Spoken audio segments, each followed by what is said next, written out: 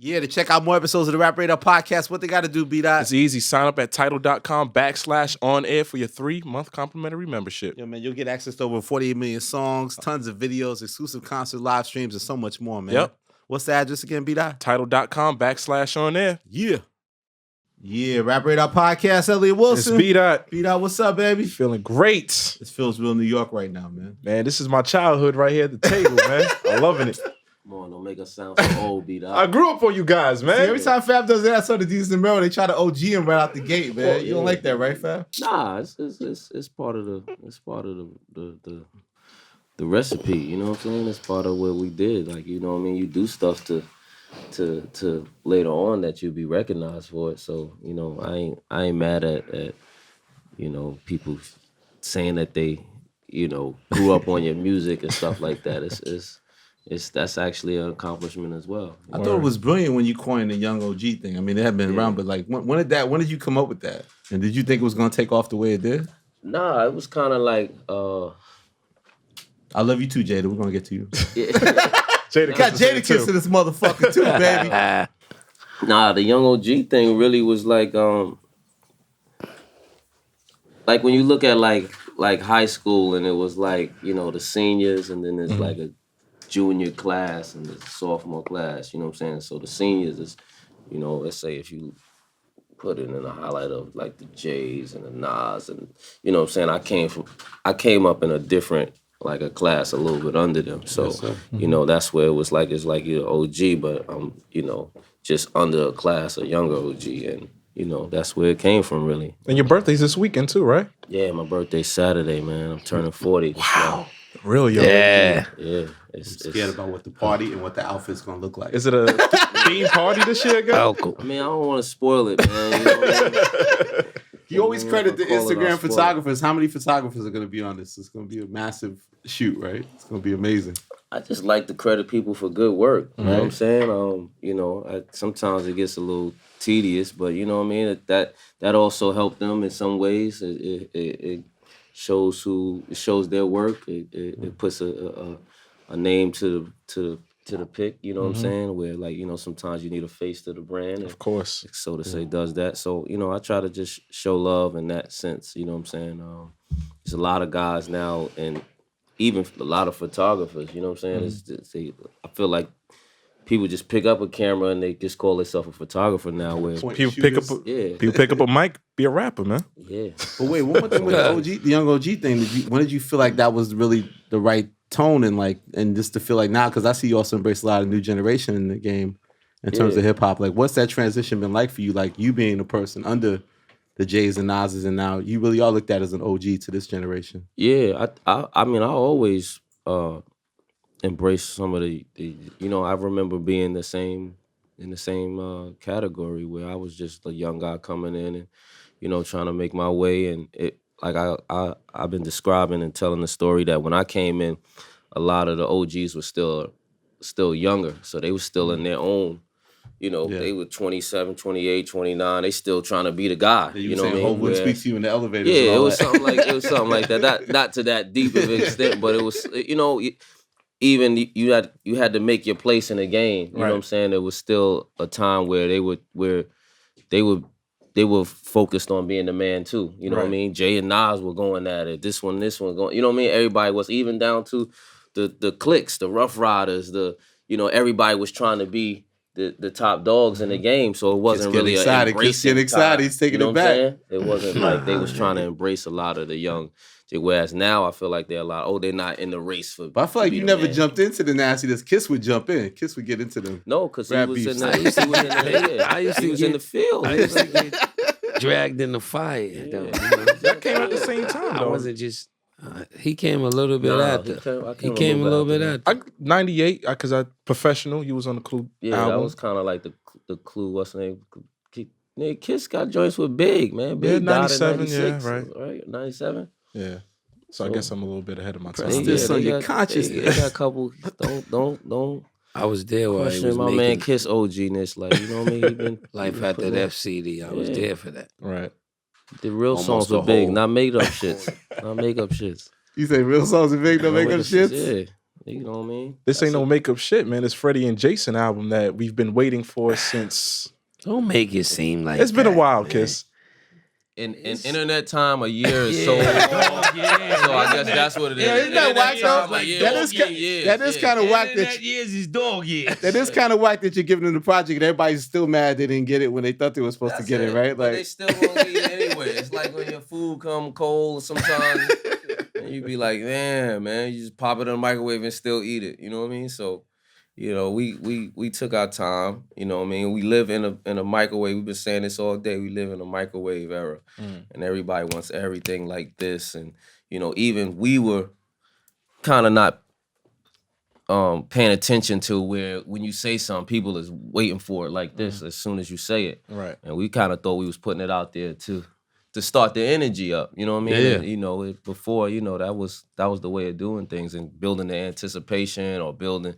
And I think like this era is they're not with it. And especially now too, they also got more of a voice to say how they feel about it. Even before, if you say something, they gotta wait till it no matter what. They don't got a Twitter, they don't got an Instagram, they don't got comments to troll you. They didn't have none of that before. Right. Yeah. So now they got all of this, you know, they think they control the projects. We want it now, we get it now. So Kiss, when did you guys really lock in? Like, what was that process like when you finally guys were able to find the time to lock in? What was that? We did two. Because once after the freestyles and then we started talking about it, he came up with the idea of doing it. I think we just did the Future Wiggy and something else, and then we caught wild shows off that. Like The badge was ready. We did a bunch of shows, and then he had his own shows, and he went on tour, I went on tour. It was, you know what I'm saying, it was crazy. So we had to, then the weather broke, and this ain't a good project for the summer, so we had to wait. It was a fall winter till we project. can't, I didn't feel like it was a spring summer project. So once the weather changed and you know what we trying to bring, the element, even the sound is more fitting for fall winter. But it's only like 11 tracks, but I know you guys recorded way more than that.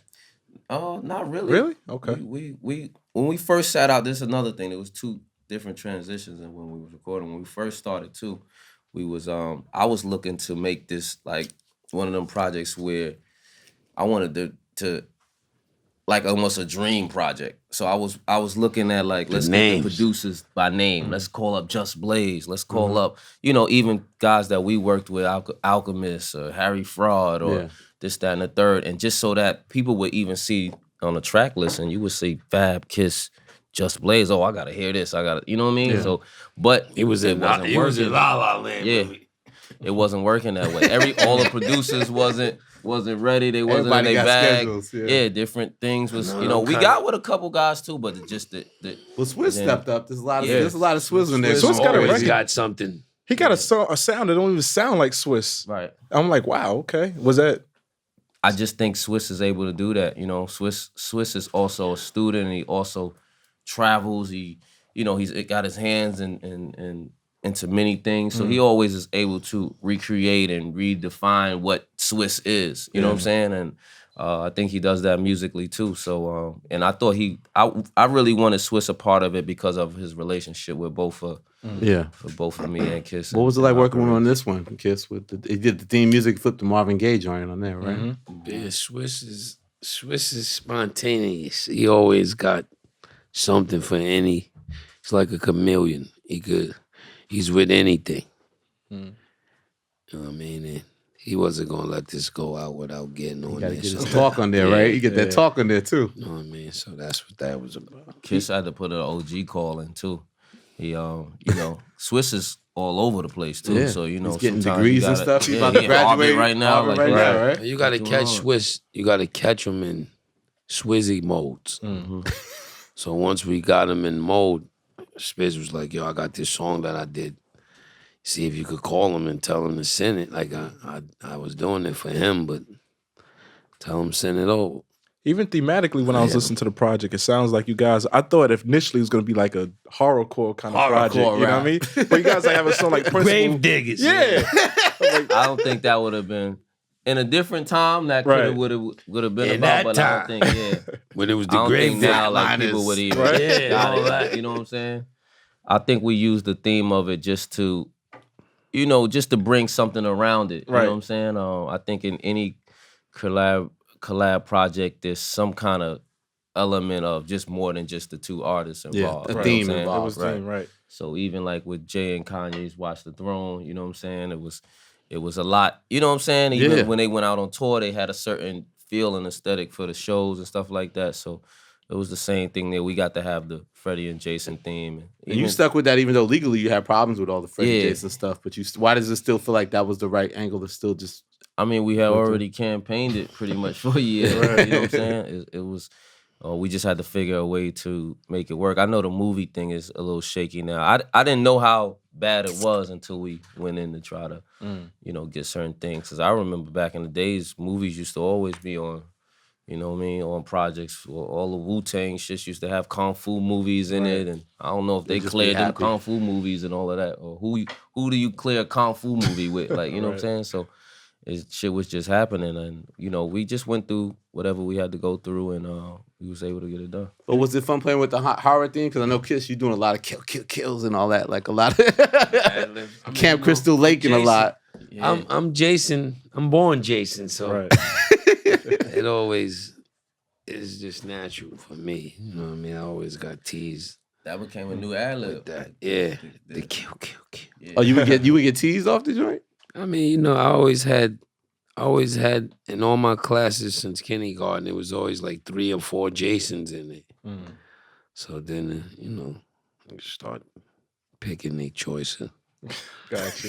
But even I was listening to the project, like, he had a song called Principles. He's talking about, like, it's never about the money. And, that's kind of been, a theme kind of throughout the year. Jay's talking about 444 and, those projects like that. Like, is that really how you guys feel? Like, I mean, after a while, it's not, you get into the sport of stuff and it's not, even hip hop, we all started, I would think it wasn't about money at the beginning of it, it was something that you were passionate about. You loved just the culture, you loved it.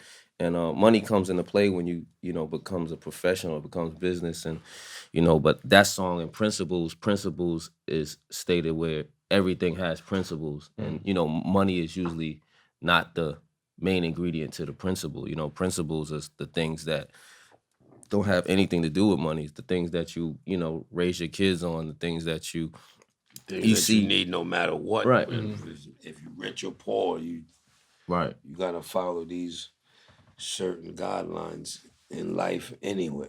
And there's certain times where you say, like in that hook, it says somebody got shot in the streets, or certain things have happened because of not even just the money of it. You know what I mean? I remember somebody around my way, and it was a bad crime because somebody lost their life for, really, if you looked at it, it was like, he lost his life over $5, but it was a lot of things around it. And that's what made me see that too. Like in that instance, I saw like different things that was happening about it. So it wasn't really the $5. It was the principle of how you interacting with a man, disrespecting a man. You know what I mean? How you carry yourself. So it was the principles in the situation. So that's what, you know what I mean? And I think to play it off of what's a lot going on now, every song is about money. Everything is you know what I mean? I'm trying to get money. All the young songs is about money. You know what I'm saying? Like, it's getting money. He had a song about the Benjamins. Yeah. So you're saying it's Kiss's fault? It's Kiss's fault. That's Puff's song. That was a younger time too, though. Right. You know what I'm saying? Puff's song is just my word. Forced you to write that. Damn you, Mace. But even social commentary, like, I forget the name of the record, but you're talking about like a lot of the police, social Can We Talk, right? Right. Can We Talk? Yeah. That's almost like one we maybe even call political rap. Did you feel like, what inspired you guys to kind of go there with the content on that? I mean, just because of the way of the world, the climate of the politics of the whole thing, from Bush being elected to how he's ran the White House to all the other current events and all the other, injustice things that we facing over the last 5-10 years.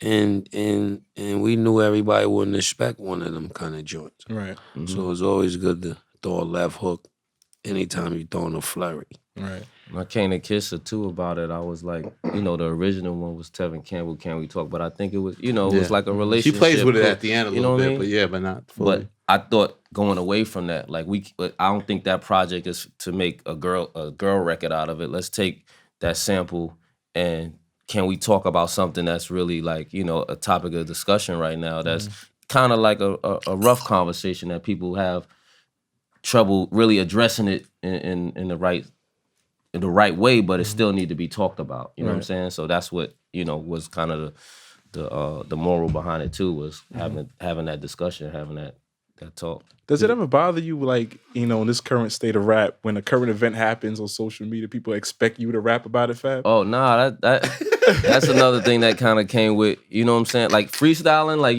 when you freestyling, you talking about a lot of things that's just, you know what I'm saying? When I'm in song mode, I don't really bring it. So I think people caught it a lot when I'm doing like freestyles or songs of the moment or remixes at the time. You know, you could talk about something that's current, you know what I'm saying? And it happens, other people do it too. Like I think I get all of the, you know what I'm saying? You know, Hov said the Al Sharpton shit, that shit just happened too. That was something that Al Sharpton didn't take his selfies, right? So, but then people think that's a low-so move. They think that's like why do they use the body they connect that to you? Don't bother me. Nah, it don't bother me. Do you take it as like a good thing as an MC? Because I guess a good MC is to be on point, right, Kiss? Like to be. You should take it as a good thing, because it is a good thing. Yeah. I mean, you can't look it's at like it your as bars are sitting in the shelf and you got these raps and it's just like you could write something. I'm trying to, you know, tapping them. And it's a way of flipping what's going on right now and talking to something that's on everybody's plate right now anyway. You know how do you guys stay inspired as writers? Because you've written so many rhymes, so many bars. Like I saw you bigging up, I think earlier in the year, Ross's album, and you was like, here's something that even kind of motivates me as a writer to get excited. Like, how do you guys stay charged up and like still feel like you got more things to say? And like how's your approach to putting lyrics together changed through the years in your minds? Well, it's definitely the motivation from, as far as like in the game, it's changed a little bit because the game is not always lyric driven. You know what I'm saying? Now a lot of different factors are involved, and you know, whether it's beats or hooks or live shows or whatever, like that's what make people's social following or whatever, that's what make them popping. And we, you know, we come from a place, I think, that down to the craft where bars was a major part of where if you was that guy or not, if you could really rap, you know, that's what things that set you above. Whereas now, you know, it's different things that you know make people see light of you. You know what I'm saying? So my motivation still comes from that too. But I also, life, you know, like living life and doing different things. As you are older artist, you doing different things than you were when you're a younger artist. So you know what I mean? It's things you talking about now that you wasn't even talking about then, or you know, things that motivate you now that didn't motivate you back then. You know what I'm saying? So that's how it worked for me. I don't know for Kiss. You want to tell them what motivates Kiss? Because you got a rep of you, and there's never a wasted verse, never a bad Jadakiss verse. That's what people love to see. You love that too, right? Yeah, that's cool. You know what I mean? But you know, you just gotta have that passion and drive, and you also gotta embrace the new stuff, but just use that as a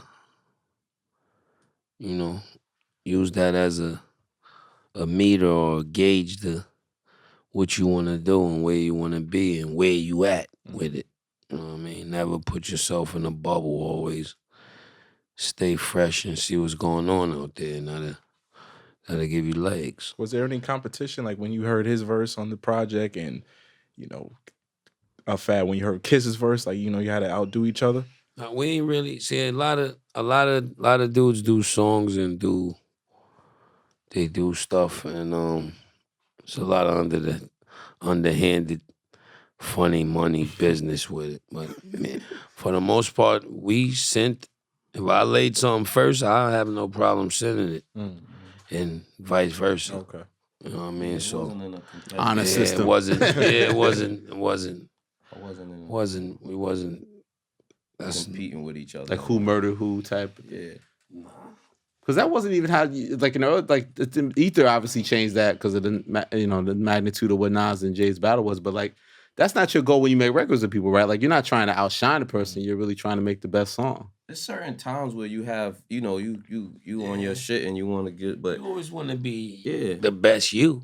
And I think it's certain people that even you know, whether it's even for your own, you know, shit, it may not even be a competition against somebody else. Like he said, you want to represent the best you, and you want to put your best verse on. So you want people to argue. You want the barbershop talks. You want, you know what I mean? That's all gonna be there, whether we competing or not. Even in this project, I'm sure people are gonna compare it, vice versa, or even maybe looked at how it was Freddie versus Jason, and think it's like a competitive thing. But it wasn't like that going in. And to me, it was more like us coming together and making the best song we can make to push what we doing forward. You know what I'm saying? Like, and you know, I think that's what when a lot of those collab albums happen, that's where I think they're at. I don't if you went in every song saying like I'm trying to out rap the person that like why are y'all doing collab together? It defeats the purpose of the collaboration, because you know what I mean? Collaboration is to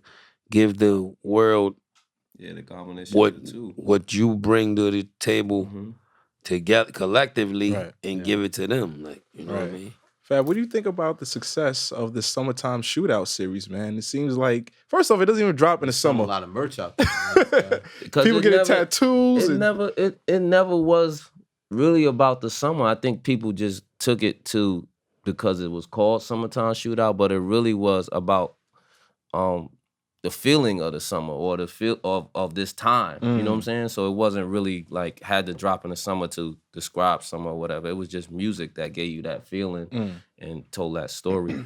I did different mixtape series, and you know, from There's No Competition to Soul Tapes, and you know, recently Summertime Shootout, and they really was all different styles of music that I was feeling or wanted to do at the time. You know what I'm saying? Sometimes mixtapes come to me because, you know, I'm doing things with the label, and that's just a slower progression, and you have to go through a different process. And I kind of even got, you know, spoiled by being able to just put out mixtapes on my own freedom and just do what I want and not have to answer to anybody, and then could still go out and tour and sell merch and all of that stuff off of it. And it's almost like being independent again. Because I remember even you were going from Electra to Def Jam, it seemed like that was such a major move, but then it seemed like from Jump, then you went kind of back to being independent in a sense, right? Yeah, because it also was it was hard to see, but it was a transition period too. Like, you know, when I went from Atlantic over to Def Jam, then it was just me working into the mechanics of Def Jam. I think Jay had just started being president over there at the time. So, you know, I wasn't a brand new artist, so they knew what I could do. They knew even the record, the Make Me Better record, was actually a record Jay had, I think, because Timbaland gave it to him, but he just felt like it wasn't his kind of record. Yo, this would fit Fab. So he gave it to me, and, you know, we made Make Me Better and put Neo on it and stuff. And but did pretty well. Yeah, it actually worked out. You know what I mean? And I just think, you know, at the time it was a little transition. It was just, you know, coming from one space to another. I also felt like the game was getting heavy, more influenced by the South at the time too. So like it was a shift almost where, you know, even when I was at Atlantic, that was one of the reasons on the low that I kind of got out of Atlantic. Atlantic had a lot of South out. Besides me, I think they had Lil' Kim and they had Fat Joe, but they had like Trick Daddy, T.I. Yeah. The Asylum shit was starting to get and they was trying to, and it just seemed like they was their pushing focus towards was that. Shifting. You know what I'm saying? And like New York hip hop it still was what it was, but it was kind of like an island, whereas the South was infiltrating everywhere, Midwest and West, and you know what I'm saying? So that was one of the reasons I just didn't feel the. So you called Def Jam once and said, I want to make a tape with Drama. They was acting funny. You said, fuck that, I'm doing it on my own. Like, I'll go with DJ Drama. I wanted to make a tape with Drama. At the time, he had built up this whole, you know, mixed up culture. The Gangsta Grills. And I was like, yo, I want to be a part of that just because of I've also adapted or transitioned through even the mixtape circuit, you know what I'm saying, too. Like, you know, from Clue to doing my own thing, and now Drama had built up this thing. And I think we did, you know, pretty good with our trilogy of the tapes from there too. It was It was a great time for mixtapes at that time too. I think what's interesting about both you guys' legacies is that it wasn't this traditional thing of like label, studio album, like a succession. It's built on everything. It's built on a whole body of work that some of this is like, legally released, some on the low. Like, you know what I mean? It's a very unique situation where you guys' catalog is hard to really just define a very conventional way. Right. You're right. That's fair to say, right, Kiss? Yeah. We always came from that era of just doing music and without. Now they on you for the split sheets and this and that and how much of the percentage of the song are you sure and this. If you in the studio and you feel good and you want to put out music and you want to record, you should just. It's art at the end of the day. So that it's good and it's bad because they gotta go find all of them songs when it's time to get the money and do the publishing and all that. But it's like a good problem to have. Right. Those mixtapes, man. I remember that era just being in high school, copping them. Like the joint that you did with Nori on Clue over the Benjamins Fab, like that joint still is crazy. And like even that was the breakthrough, right? That was Yeah, that's when he came in and smashed the in bill. case y'all was lost on the face and the sauce. Yeah, that joint. VVS cream, I didn't even know I was babies with gonna cream rap that sleeve. day. Like it was really like I thought I was going there to meet Clue, like just to meet him. Like, you know what I'm saying? I had no idea that I was going to be on the radio that day at all. Wow. Word. Like nope. That's ill. That's crazy. So when did it click? You just felt like you had to step up? Like it was just Nah, like they the just energy? came and just threw me on the thing. Clue had that line. Just threw me on the air, really. Like, you know what I mean? I don't know if it was kind of one of them things like where you can't swim and they just throw you in the water. See if you figure it out. Like, it seemed like one of them type of things. And I knew it was an opportunity, though. You know, at that time, I was trying to, like, at that time, it was harder to get in the game because you had to know somebody to get in the game. It wasn't social media, just put your shit up and, you had to know somebody who knew somebody. You had to be connected. You know what I mean? So my managers at the time knew Clue from booking him for parties and some other street stuff that they weren't supposed to be doing at the time. And so they had a relationship with him. So they kept, just on the side while they doing or whatever they doing, they like telling him about me and trying to, letting him hear me, whether it's they sitting in the car and stuff. And I guess, something sparked enough for them to say, all right, well, let's meet the kid. And that's what was told to me, like, yo, we want to take you up there to meet Clue. He want to meet you. Now, when I walked in, Clue was like, yo, we got Nori here.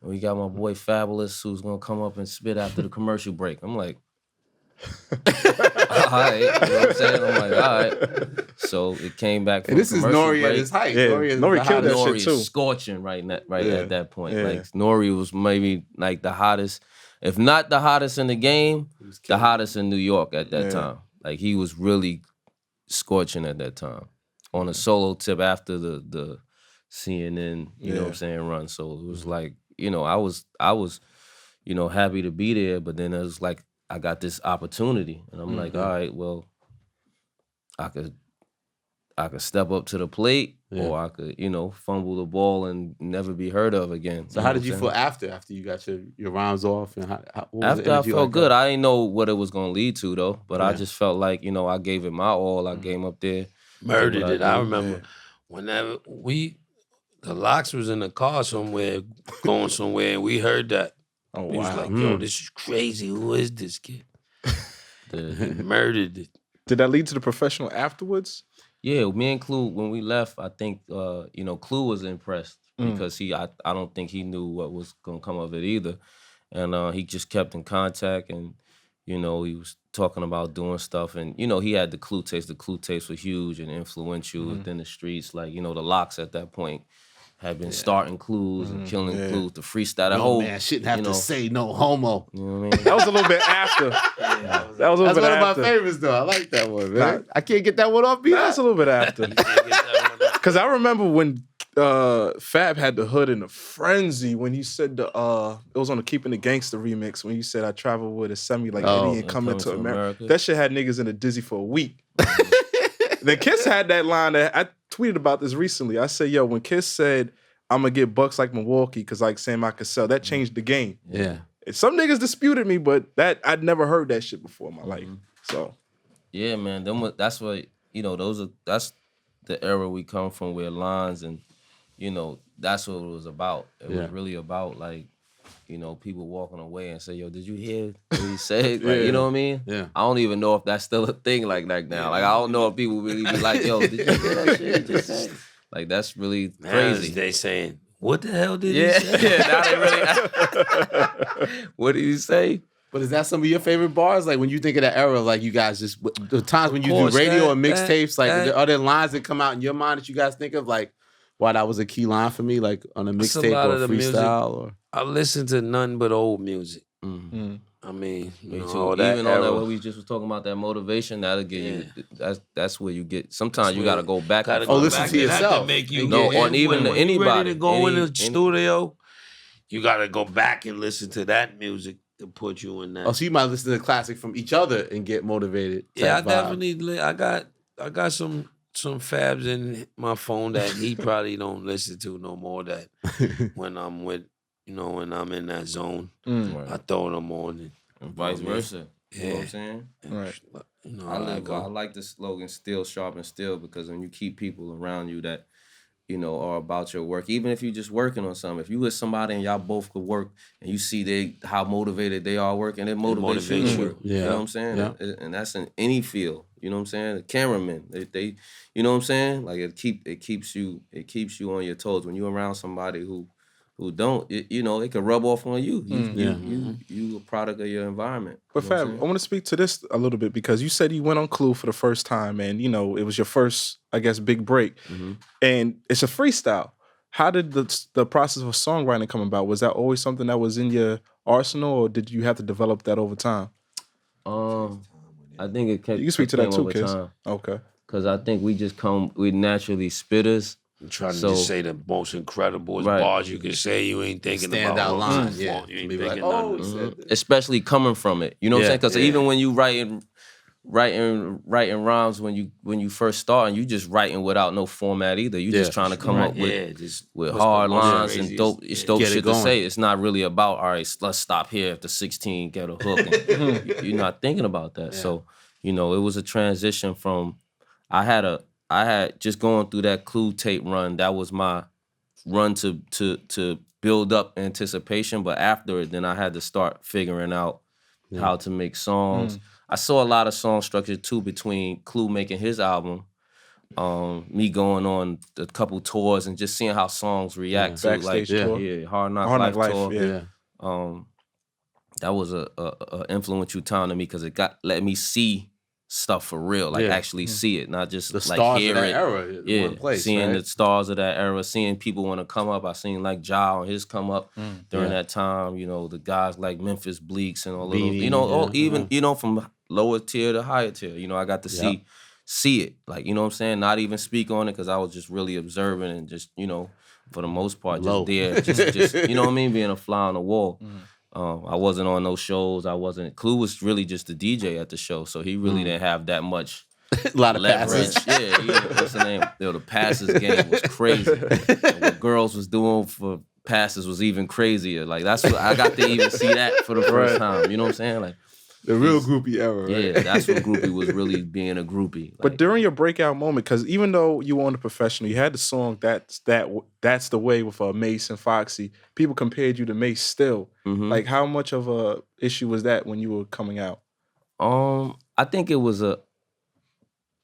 it was a comparison because sometimes when you first come out, they're trying to relate you or put you where Something tangible. where you fit or where, you know what I'm saying? Like it's so I think it was where it was close in comparison, but I felt like we were like, you know, it might have been parallel, but we were just two different artists at the same time. I think we came from the same place. I think Mace even went a little bit more in his lane. Like once he got the Mace lane, he like ran in that lane. I think ain't it one of his famous lines is "I was murdered, P Diddy named me pretty." yeah. So it was like once he got in that lane, that was his it was lane. like, He all wanted right, to this is go my that lane. side, Right. yeah. Yeah. You Oh, know you what I'm sensed saying? that from Jump, Kiss, that he wanted to go that lane? No, yeah, he always said once I get in, I'm doing this. Mm-hmm. That was that was premeditated. And it was wide open too, so it wasn't a bad decision to do as an artist, you know, especially if you was comfortable with it, like he's saying, if he was something he was really would do. It was also just, with me, my lane was a little bit different because of where I came from and where, like, you know, what was around me. You know, I just wasn't, like, even down to dancing. You know, Mace was something that he would be able to dance and he would do that. Like, that just wasn't, it was like he had fit into that lane, said, all right, I'm going to just be the entertainer. I'm going to wear the shiny suit. I'm going to smile. He was with all of that. Right. He was with. So were you blindsided when he came at you, you know, a little bit later in his career? Not really, okay. because I felt like it was That was like, a I'm thing on. where he's taking what everybody's saying to and be like, you know, the niggas ain't me. You know what I'm saying? And he wanted to state something to really be about that. You know what I mean? Right. Like, But Fab, when did you think a moment? Because I always think about, well, first Jada, I know like a record like Why, I felt like that was a record where it's like, as a songwriter, it's like you're making something that like is just on a level that's beyond just that you're a great rapper or a great spitter. You know what I'm saying? Like you're making that kind of song that's like in its own right. I mean, if you didn't even know Jadakiss, you hear that song, it's like it stands on its own merit. Like, was it a challenge to make like that type of record? Nah, I always. where Why? did that come from? Like a question in the studio? Like, how did you talking like, yo, I why? actually had that song in my head for years. Like the start of it, you know what I mean? But then, you know, as the years change and the presidents change and the questions change, but I always had that I wanted to do a song called Why. You know what I mean? But I never had the beat, but I always had the words in my head before I had the beat. And then once I got that track from Hav, I'm like, yo, this don't even, nobody in the world is gonna think this is a Havoc beat. And this is the perfect song to put them words that's in my head. That You know what I mean? Then 9/11, all that stuff having to be, you know what I mean, in that same time frame. So it all worked Why's out. a nigga better than Jordan up north that ain't get that break? And it turned out to be like the biggest record, solo record, right? Yeah. Definitely nominated for a Grammy. I won a Vibe Award for the remix. Got a lot of that song generated a lot of bags. Concept. That was an ill. You know what I mean? Yeah. Just asking the question. I think people were surprised because they know you like you said, the bars, but like when you step out and like get those props as like just songwriter, whatever traditional way, you know, maybe the casual non-rap fan. But here's some controversy for you though, Fab. And I've been saving it for this for a long time. Because we had Kiss up here a couple times. Fab barely does podcasts. He did Combat Jack back in the day, but there are two versions of. I don't know where he's going with this. I'm So Into You. There's a Tamia version and a Sean. Please explain. That's some because you said there was a funny story behind it. The crazy thing is we hold on before you even go into that. That's one of my favorite. That's your joint. Whenever I get married, that's going. That's one of my favorite songs. Yeah, you gotta do that. That's my favorite song, dog. So you just did the Freddie and Jason project to secure Fab as a wedding wedding performance. performance. For that. That's my favorite song. And it's gonna be special because I actually get offers and bookings for people. Right? But I turn them all down. I'm not rapping at nobody's wedding. You turned down? Yeah, all bags ain't good bags. Only when I did Kevin Hart wedding. That's my guy. But that's it. Like I'm not the wedding crasher. Oh, you did it for Kevin Hart, you said? Yeah, but that was just like on some fun. It wasn't like he booked me to. Oh, he was just there and everybody was getting up doing a song or something like that. So got you. It was one of them. But vibes. can you please explain the mix up or the Tamia? It was Tamia's record originally. Right. Tamia at the time, for some reason couldn't do the record. I think it was she had like throat surgery or something like that. Oh yeah, she was going through. Yeah, she had to get some. She was having a surgery. So we got Ashanti.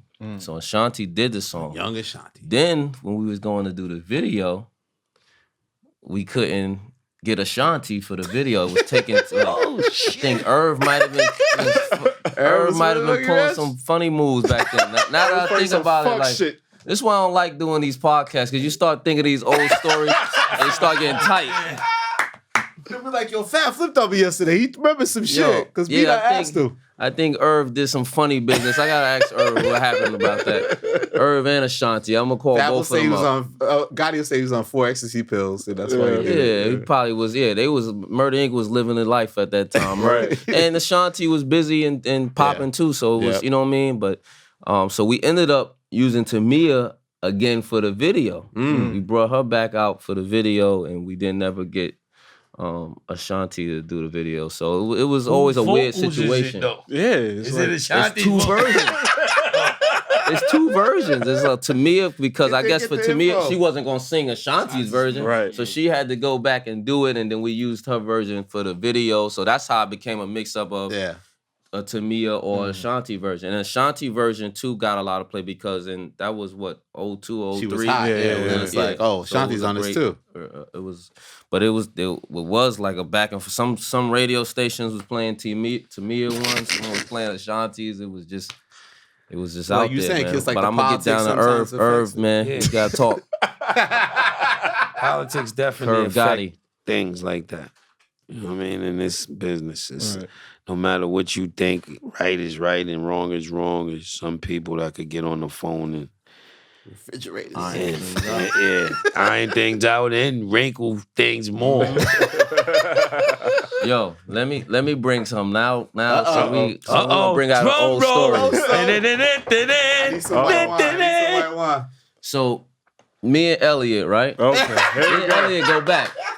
Let's go. Where's Kodak? Where's Kodak at? Lenny need to be in for this one. He's around. Go ahead, Fab. So there was a time, right? There was a time, and we went to Vibe today. So it's like this another thing that sparked up an old story, an old memory, and I knew that we was coming to. Don't send Elliot's the family show at today. him, please. Huh? Don't send the family at him. No, get Kodak here. Kodak. We need Kodak here. No one miss this. You know what I mean? Hey, there you Nobody go. wins with the family feuds, but Fab got some things to say. Okay. So there was a time where we were baiting for a Vibe cover. Now, Elliot, you're gonna be able to confirm this story for me or not, because from what I've heard, you had some involvement in it. So we was baiting for this Vibe cover. Danielle was My wife. your wife. Let's keep it respectful. Yeah, She was editor-in-chief at the time. Editor-in-chief at the time. So in baiting for this Vibe cover, at that time too, I wasn't as personable, so they wanted me to actually kick it with Danielle for a day, let her see the other Fab. side of Fab that people don't get to know see. that I don't really put out for people that I don't really know that well. I'm still kind of like that to a still extent. So we hung out, we had a great time, we went all over New York and just vibed and just, no pun intended, just vibed. And everybody, the label and all of these PR people, everybody was like, yo, Danielle really had a good time. She called us and blah, blah, blah. And then something happened where the Vibe cover didn't happen. So you think I was at XXL and I had the power to shut a Vibe cover down? Rumor is... I like that. I'm that powerful. That's not true. That's your wife. No. What about my wife? What about when my wife was putting 50 Cent on the cover because the nigga was mad at me and killing me with that, or beating me to a T.I. cover? Like, if you look at those covers, like, she was getting shit. I can't speak on 50 Cent. I'm me. speaking on me and my Vibe cover right now. Damn, Elliot. I had nothing to do with it. So you had nothing to do with the I'm Fab at XXL. sabotage. I fronted on you giving you covers. We could have that issue. That issue. Right. So this could be a pillow this talk trick. conversation. This is a trick. Yeah. No, I'm responsible for my How was your actions. day? I can talk about my dealings with Fab and why Fab never got an XXL cover during my regime. Right. That's what I'm responsible for. Why you never gave Fab a cover, To be fair, me and you never had a meeting about you getting an XXL cover or your team in the right way. I remember with Jada, it was the same kind of issue of like Elliot's fronting on all these New York rappers besides 50 Cent and Jay and the Nas and whatever. So your man R.I.P. Ice Pick Jay, legend. We had great conversations. So I promised Jada a cover. And then I remember something came up where I had to pull a cover. So Ice Pick Jay came up. We had a meeting. It wasn't even on some rah-rah shit. We had a meeting. I was like, okay, I understand I pulled this, but I promise to see I'm going to make it happen. But look, this is what I'm going to do. I'm going to split you with Nelly because Nelly's big worldwide, and Jada's big, but I'm gonna do the East Coast cities of these 10 cities and split covers.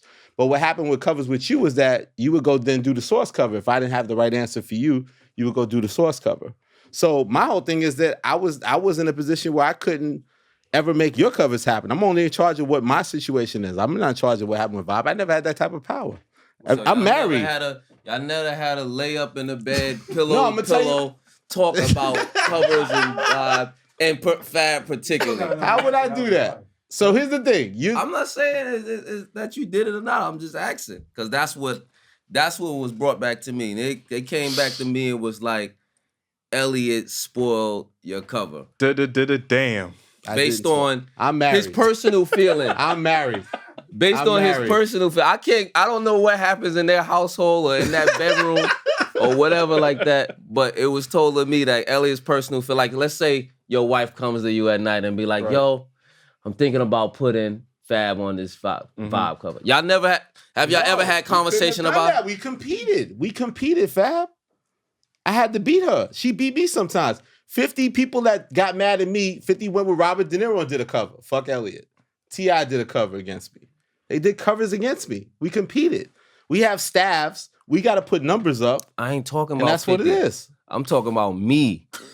The issue was, I don't know what let's the talk about protocol you. is for Let's every talk other about artist. you. I'm talking about me directly. Let's talk about you directly. You get the props now because of your longevity. You didn't get the props in that era because in your music, and we talked about this before you came in, people never felt like you gave enough of your personal in the music. So that held you back. Right. Now, because of your longevity, you get the props you deserve. But back then, we all fronted on you. You didn't get the magazine covers back then across the board. That's a whole nother podcast. I'm answering the question. That's a whole nother podcast. It was. I don't have to convince. Here's the thing. I don't have to convince. For the first 10 years, it was just like everybody thought that it wasn't gonna last. Yeah, no, I'm just saying. Not to cut you off. I didn't have. That's why I said that's a whole nother podcast. I didn't have to convince Danielle of something that everybody felt. Right. If I wasn't doing it double XL, which was trying to just please the hip hop crowd, and Vibe's trying to please hip hop R&B in the world, if I'm fronting, it's easy for her to front with no conversation because everybody felt like Fab is nice, his bars is nice, but like you said, you refused to like give enough of that side of you. So I think that because of that, you wasn't that thing, and we had 50 going crazy, and we still had Jay, and we still had Nas. So it was easy to not give Fab his credit. It was also not easy to give Jay his credit. But in that one push when Interscope was really behind your project, I found a way to make it work and split him with Nelly. That's what was going on in that era. That's what it was. So, but now I think it's dope that you out because of the longevity. Now you get that because you survived and you didn't have to compromise who you was and what you was comfortable with and was able to do it in your own terms. So you reap all the benefits now. You're more relevant now than a lot of those other guys who got those moments back then. That's what it comes down to. So I didn't have to convince. Still don't mean I didn't have to convince Danielle, huh? That still don't mean I didn't need the moments then. Those could have been pivotal in my career too. I didn't get no cover from Double X, but I was. What did we say? All of those things we looking back at longevity. Explain it from an objective person. For the record. So there was times in my career that I could have been the hottest person out. I didn't get a cover then. Well, I think also to Elliot's point, even though I was kind of on the outside looking in a little bit. But I feel like you didn't showcase a lot of vulnerability to warrant that kind of exposure because it seems like people didn't know you too much. If you look at certain records like Stay or One Day, those are like, I think, your most vulnerable records. And I think you didn't showcase that enough for people to be like, oh, okay, we know Fab, this is the cover star. I remember the time when Kiss did have the XXL cover. Kiss was on fire with the Champ is Here mixtape. And had the Interscope roll out. It was more traditional. So also the fact that, again, you guys haven't gone that traditional route, that every release you had was a big studio album, a big push, a big presented that way. There was that one period, like you said, the Def Jam at that point. But other than that, then you went on your own path in terms of the tradition of it. But yeah, and that's the way, and now that's the way the world moves now. It moved in that way. The culture. I still feel I was stubbed on some Double XL covers. I'll take responsibility for that, but I will be offended if you act like I had some control over my wife to say shut him. I had no power. Look at me dead in my eyes. Why I thought I had no power. No, I thought you did. I don't care what you thought. I'm just telling you. She was adamant about she's saying a beautiful, sweet person. She's a beautiful, sweet person, but. your knock was your knock. And if I was fronting on you because of that knock, why wouldn't Vibe front on you, which was bigger than me? Because Vibe is a whole different publication than... It's a bigger publication. If you feel like this guy isn't a star in that sense of like, I mean, you going against the era of, like you said, these established people that was more over the top with it. I got a lot of heat for keep putting 50 on the cover, but you know what? That shit sold every time. So then I kept going to it. And niggas was mad at me, but that shit was putting up numbers, right, Kiss? Like niggas was mad. I'm sure niggas like Kiss was like, oh, this nigga's on 50's dick. Getting 5 covers a year. But you got everyone sold. And I gotta go to dinners and shit with people. Everyone sold 40% at least, and I would get a $5,000 bonus checks. Every single one sold 40%. People talk about like, oh, this Pharrell's on the cover. This is so cool. I couldn't do cool covers. I had to do covers that fucking sold. A lot of these covers you think was fucking cool didn't sell any copies. Outkast didn't sell any magazines on the cover of a magazine. Wasn't magazines also the right interview helping an artist be personable in that time? It was too much us helping you and you not helping us. That's how we viewed you. Point. We viewed you as somebody that we would be helping more than you're helping us. I didn't help 50. 50 helped me. I helped 50. It was hand in hand. We went and that's why we don't fuck with each other now. We did the crime together. He was the hot nigga. We did these magazines. We sold these issues. Bonus checks were cut. And it worked. The people were fucking with it. I'm sitting here trying to take... You had the hot records. I'm trying to see how I'm supposed to take that Double XL was helping me and I wasn't helping them. No, you had the hot records, but you also say that. I just said that there was other choices that you could see that were favored in that era that I could go to and not have to deal with it. Also, again, to your credit, where was our conversation? Here's the thing. If you felt I was this mega boss that was shutting down the shit, when was our meeting? No, not even a mega boss. That was your wife. When was our meeting? When was our conversation? Me and you. We didn't have a conversation. No, but I'm saying, but you didn't meet with me. So how if we never even met, why am I personally putting things against you? I never even met you. We never had a meeting. You see what I'm saying? It could just be a personal feeling. You could not like an artist and you never met him. Like you could just feel like, hey, he don't do it for me. This artist that everybody has like that. But that doesn't matter if it's the better. Everybody else can even like and feel like they popping. But do you think and you still could be like, I don't like him. I Chingy when I put Chingy on the cover? That Chingy was my man? Chingy That's was a hot business as decision. shit at the time. I never met fucking Chingy. I gave Chingy a cover and that shit bricked. Chingy was hot. As fuck. Yeah, but you ain't give me a chance to brick then. So why you ain't give me a chance to get brick, but you'll give Chingy a chance? Because I had better. Because I guess in whatever cycle in that moment, I had better choices. But me and you never had a meeting, and we never discussed nothing. You talking about meeting with my wife? We never had a meeting. Why couldn't we have a meeting and discuss that? If you feel like I'm out here meeting up with your wife, culture, I don't know. I don't set up meetings with editors in chiefs. Also, too fat. We got on it now. I mean, but at the same time, here we are. But I also think too, timing is important. Like when your albums dropped, it probably was during a time where someone else had a better. For how many years could that excuse? But you've been kind of inconsistent throughout the years. Huh? To be fair, I mean, I would have to like check the times. How many? There's been different points of different everything. And here's the thing. That's fair. You could say that I was wrong for not finding a moment to give you your due. But I just am more offended by don't act like I had anything to do with you stopping a Vibe cover. I don't have that power. I ran XXL. Okay. I take accountability for everything with XXL. If you feel I fucked up in front of you and didn't give you the cover you deserved during my XXL era, I'll take responsibility for that. Okay. And you probably was right. And here's one that I did. Dipset. I fronted on Dipset. Jim Jones had me on the motherfucking Koofy list. I never did a Dipset cover. Not the Koofy Jim list. Jones is in a DVD threatening my life during that era because I fronted on Dipset. That makes it a little hard for you to give somebody a cover after they put you on a Koofy list and tell you they're gonna fuck you up. No, that had nothing to do with it. I wouldn't. No. Put me on a Koofy list and I'm gonna give you your wishes. 50 was never my friend. We never fucked with each other. We did business. I don't rock with 50. You ever see me with 50? Like that's not my man. You don't like your homeboy with Hov. Your homeboy with Hov. Exactly. People say I'm cool with Hov. But at that time, who was you more using, Hov or 50? Because 50 would show up. You call Jay for a cover, as Lenny would tell you, then you get no answer. 50 show up. his thing. And then Jay wouldn't stand next to other niggas. I had to fight to get that Beanie Siegel thing with Jay side by side because he wanted to be against her. You say you're doing a Banks cover, 50 would show up. Hold on, doing a say Yayo that. cover, Hold on, 50 would show up. You had to fight to get him to stand next to what? Bean said, I told y'all. He's somewhere. He tried to finesse me that it was a solo Siegel cover. I had agreed that they was going to do the back-to-back thing. Then I had to fight Jay. He said he was on vacation in Miami. Then he pulled up and we did the side-by-side thing. And he only gave me a sidebar interview hyping up that the blueprint was coming because he wanted Siegel to have that look. He didn't stand next to his artist. 50 would stand next to Banks, stand next to Yayo, stand next to goddamn Hot Rod. We had him on the fucking cover with Hot Rod on a fucking DVD magazine. That's the difference between Jay and them. They move differently. 50 was greedy. 50 would show up. He would do everything and stand next to his artist. So you do it because 50 was the hot guy. And he stand next to his guy. You know?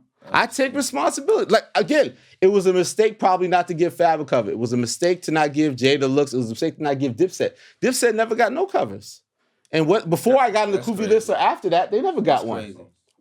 They didn't. Because I thought Dipset was too local. I didn't realize that they were as national as they was. So what you saying and admitting to is you single-handedly try to take Destroy New York down. It's not Ebro, it's me. In the rap It's not Ebro, it's me. I destroyed New York hip hop. It was Elliot. How does Dipset not get a cover? Unreal. See? Guys, Friday on Elm Street.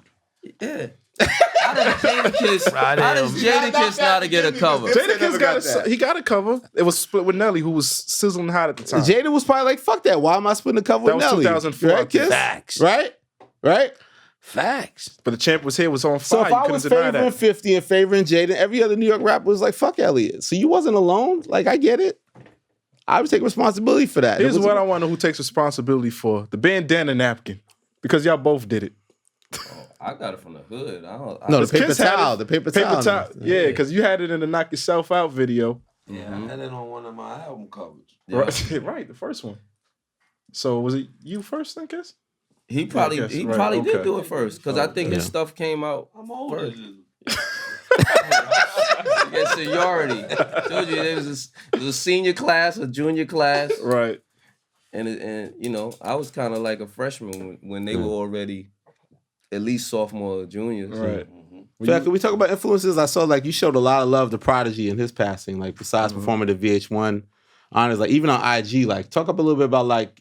You wouldn't necessarily think like, oh, this Brooklyn dude being so influenced by Prodigy. Like, you really give him a lot of respect. 90s hip hop, you listen to. He had the game in the grip at the time, and he was on the last album. Bronx. It didn't matter because first of all, music was way more regional then, so I didn't even listen to not to discredit anyone. I didn't hear none of the South stuff that was going on. Like, that's not what we listened to. We listened to Mobb Deep, Nas, Jay, Big. We listened to our nucleus in New York City hip hop, and that was it. You see sprinkles of other stuff, and I remember, you know, even with BET, the video thing, where you see, you know, like even in like 98, 99, where No Limit and Cash Money had big runs and stuff too, but that was like, it was, you know, it wasn't being in our everyday lifestyle, you know what I'm saying? It was just more in you know, in the hip hop industry, you know what I'm saying, in the music industry. But I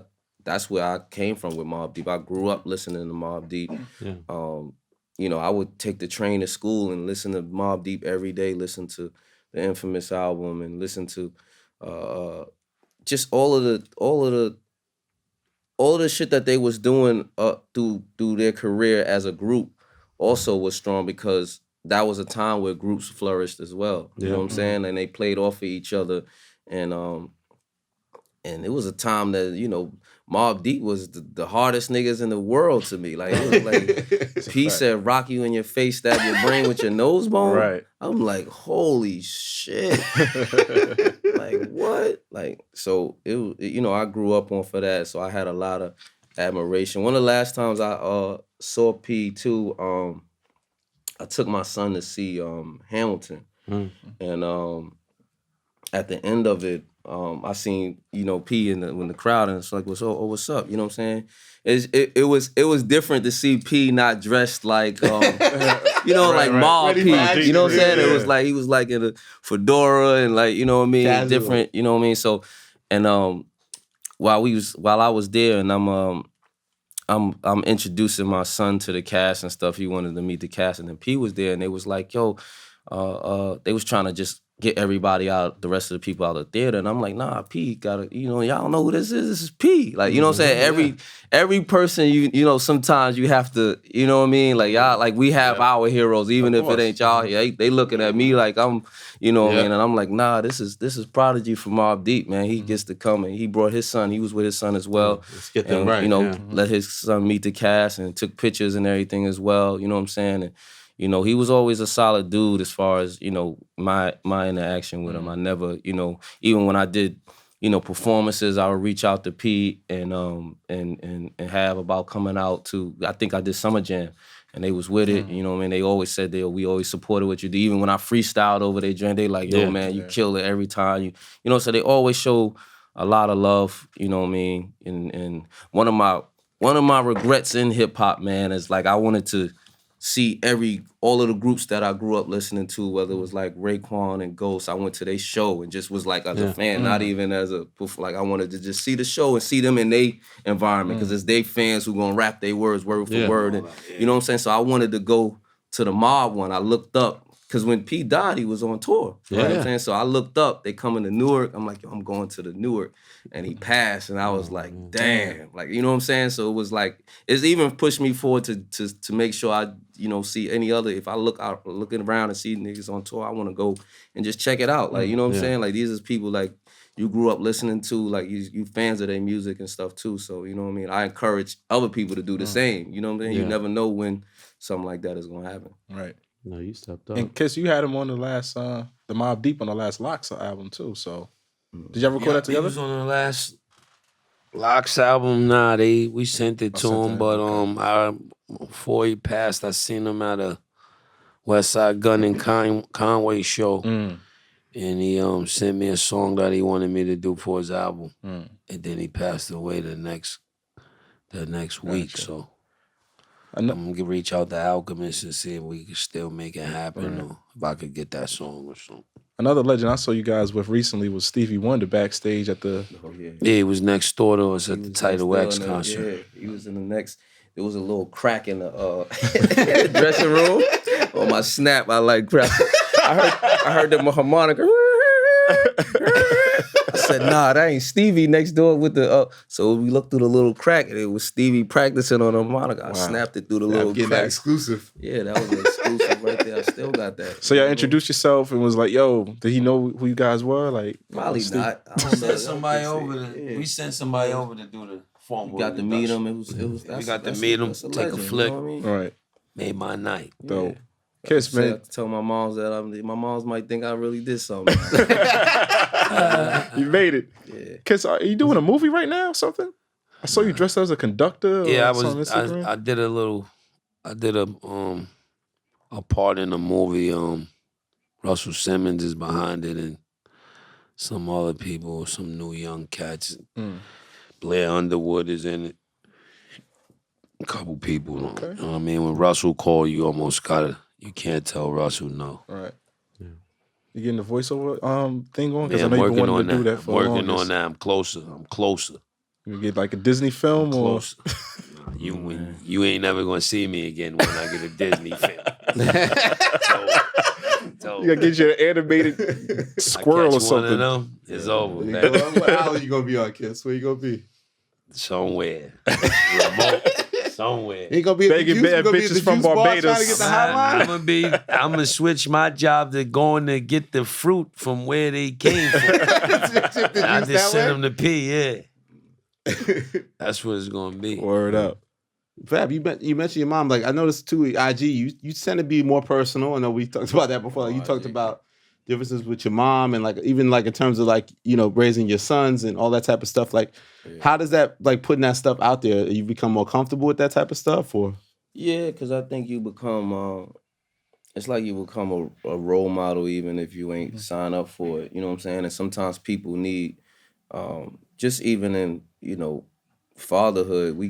We come from where fatherhood wasn't as prominent in our in our community, and you still got to make your way regardless whether you have a father or not. But it's somebody needs to show that it's important to have that father figure in your life, or some people look to us as father figures. They live by our music and do whatever we do and do whatever we say and dress how we dress, and you know what I'm saying. So I try to paint the picture to even make it look cool. You know what I'm saying? Because I don't know if it ever was cool until people got to see cool people being a father. You know what I'm saying? Like it always kind of was just, oh, you got your dad. Like even in the hood, we didn't even think that it was anything special to have, a dad around. Like, you know what I mean?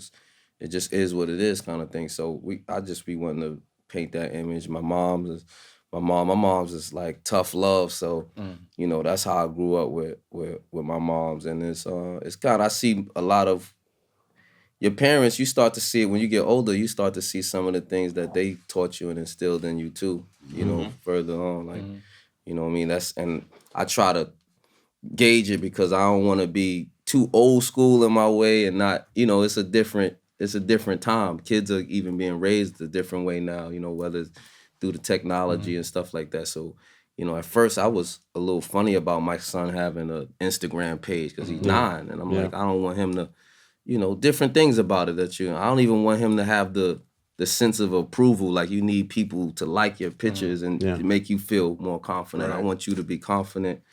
If you get 0 likes, you know what I'm saying? I want you to be able to. So that's the kind of thing I'll be wanting to instill in them. But at the same time, I don't want to hold them back from Instagram because it's, you know what I mean? It's a part of the time. Like, you know what I mean? Even though I just feel at 9, he may not get it and, not get the real, like with me, I just post shit and, you know what I mean? People be in your comments trolling you. I don't care. Like, you know what I mean? My skin is already thick from real shit that really be happening. Yeah, like I don't. Y'all can't even affect me. But you say you fell back on Twitter because of that with the whole Ray J thing. That was because the people were sensitive, like the celebrities. Like you joke around and I guess I got it to a point because everybody, you putting it on a bigger stage. So you know what I mean. But it's if it's jokes and we joke around the same way.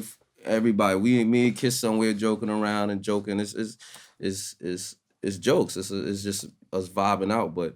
Certain people was taking it like sensitive and feeling the way when I see them, they don't want to speak. They looking the other way. I'm like, you know what I'm saying?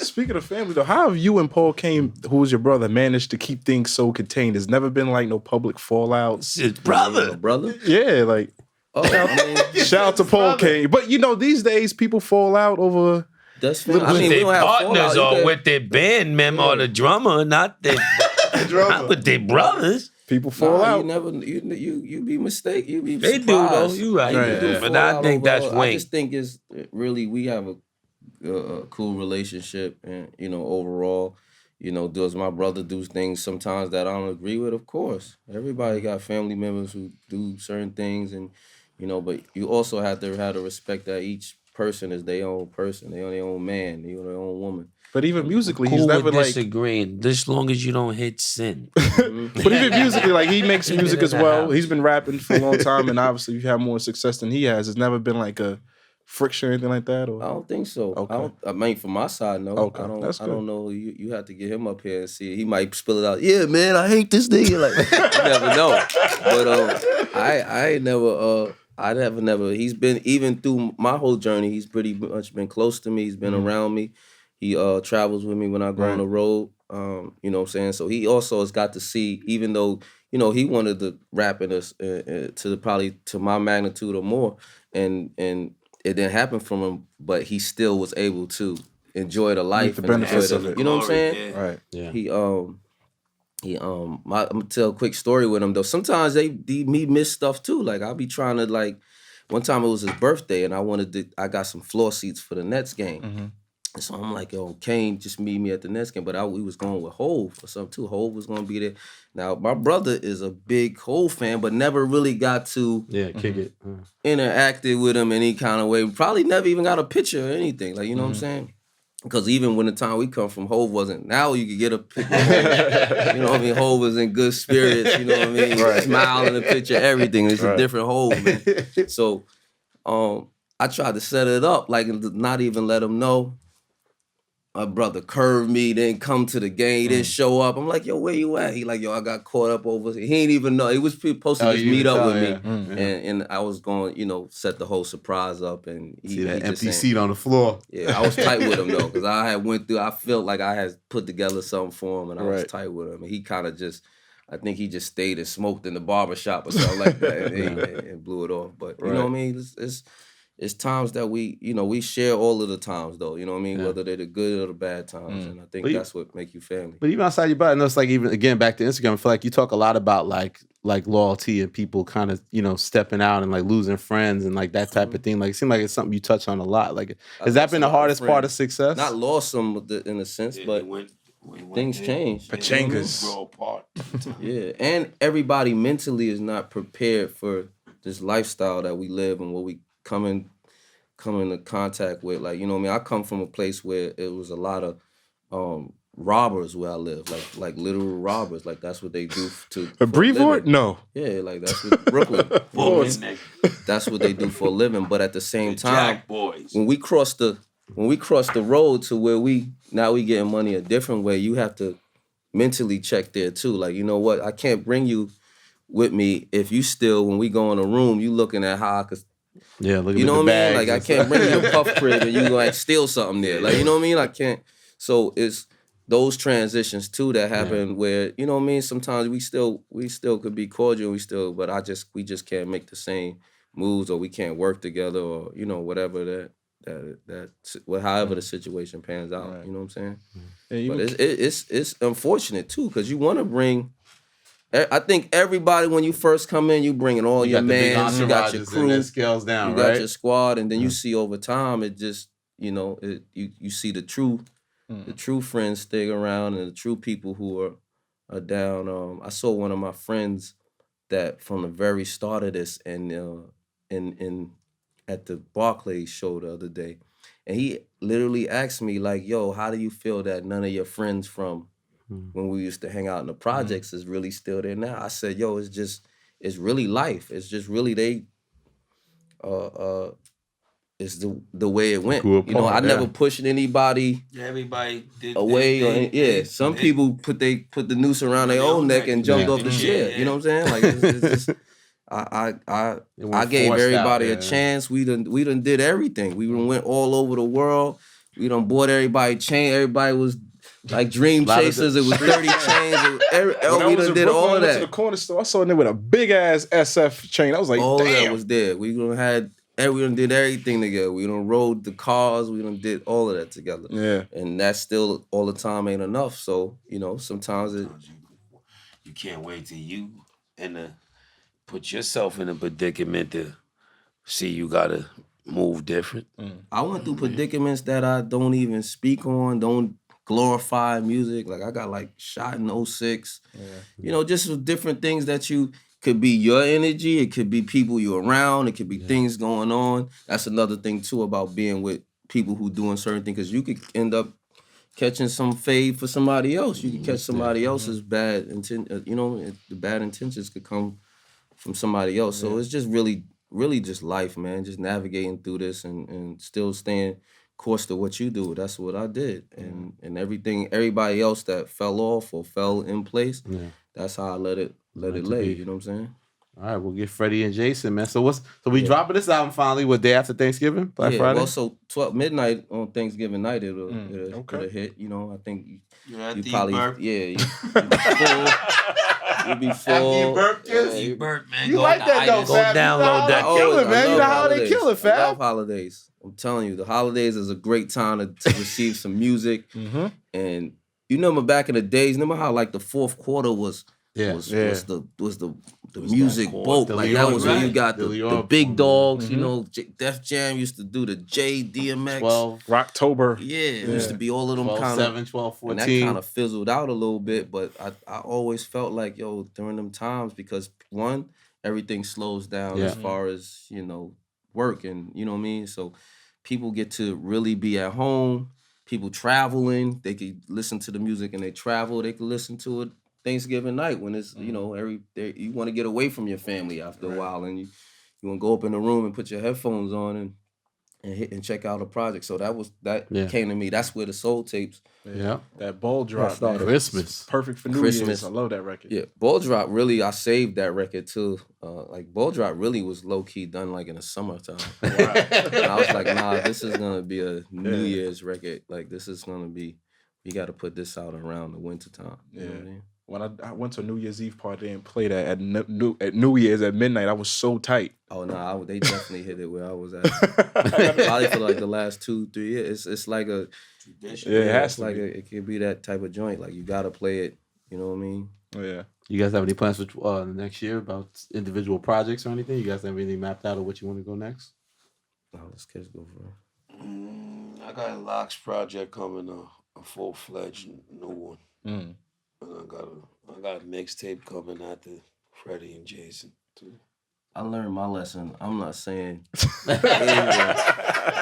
I got projects coming. They just coming. Projects are coming in 2025. I learned my lesson. Get out my comments. I'm running out of my patience. 2025, new music. Word up. That don't mean later tonight to kill me and Twitter and Grant. I'm just working on it. I didn't say We're just working. Yeah, I'm just working.